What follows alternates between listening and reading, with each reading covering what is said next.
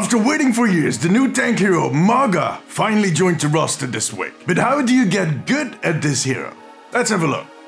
Hey guys, I'm Deemzies from the Omnic Post. It has been a very long wait, but this week, Mauga, the tank hero that puts Reinhardt's hair game to shame, and that is shaped like a transformer that is stuck in mid-transformation, is joining the roster. And as it goes with new heroes, players are queuing up enthusiastically in quickplay to test if they potentially have a new main hero to add to their list. Thing is that most of those players have no idea how to actually play him. And you notice that pretty quickly as they start testing their abilities in the spawn room. Oh damn. And you might be one of those players, but do not worry, I got you covered. By the end of this video, you'll know all the do's and don'ts of Mauga. First, let's run over his kit. I think that is a pretty good place to start.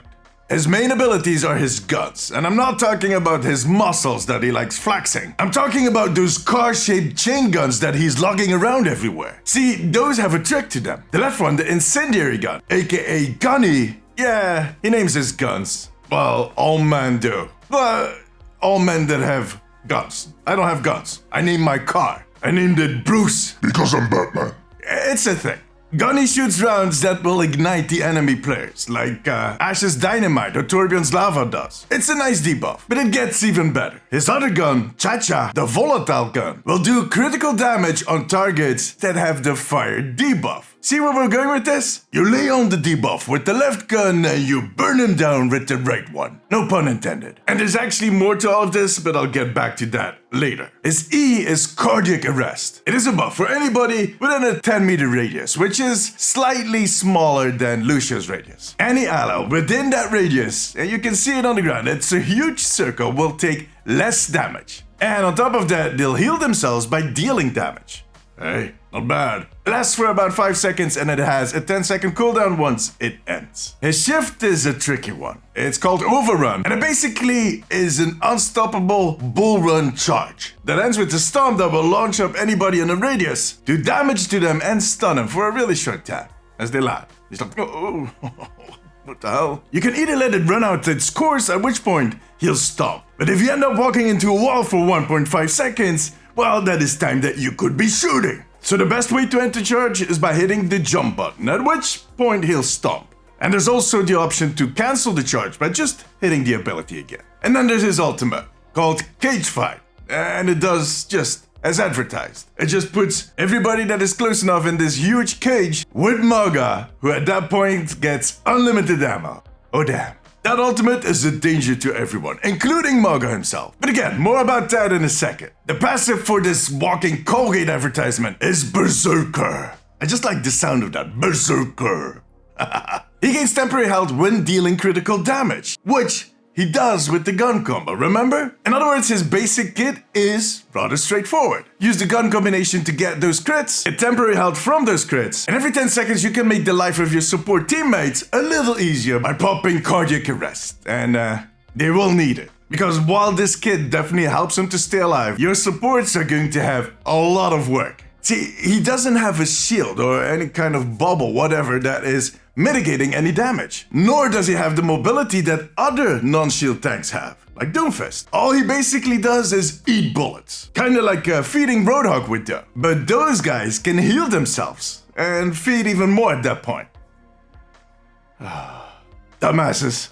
In my opinion, a good Roadhog player uses the blockout, the obstacles, everything on the map to his advantage. More than any other tank. And again, in my opinion, so should Mauga. Which is a difficult task for a hero that has a charge ability. It's just kind of yelling at you, that button. You just wanna use it. But much like with Reinhardt, it's not because it's off cooldown that you have to use it. Trust me, there's going to be plenty of opportunities. And this is why I want to go into the more slightly advanced nuances of his kit, which is based on the little game time I got with him up to this point. I mean, he just got released, so bear with me, and if you have any comments, let me know below. I prefer to use his overrun in a few limited scenarios. In order of importance: 1, to save my own supports, 2, to chase down enemy supports, and 3, to get myself to safety. Of course, there will be other instances where I feel brave and I charge in, but I try to be careful. I never just charge in to start shooting around like I'm Tony Montana on a boatload of sugar.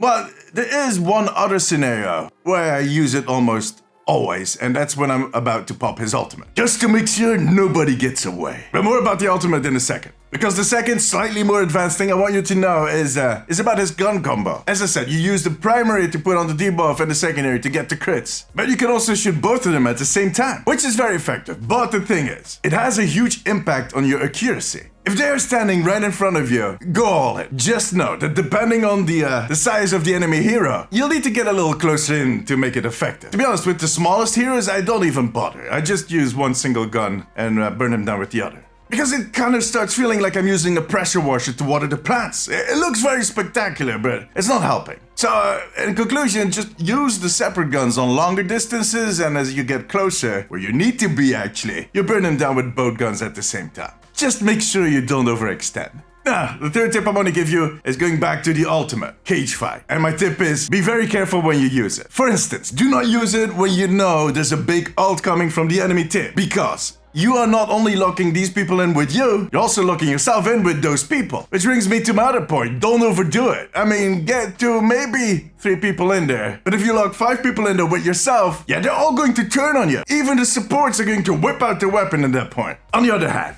little cheeky, but if you can lock in a whole team and have one of your teammates drop in a big ult, well, maybe your sacrifice is worth it at that point. All depends on the circumstances. My suggestion would be communicate. Plan ahead a little bit. Don't just pop it all by yourself and hope that the rest of the team jumps in.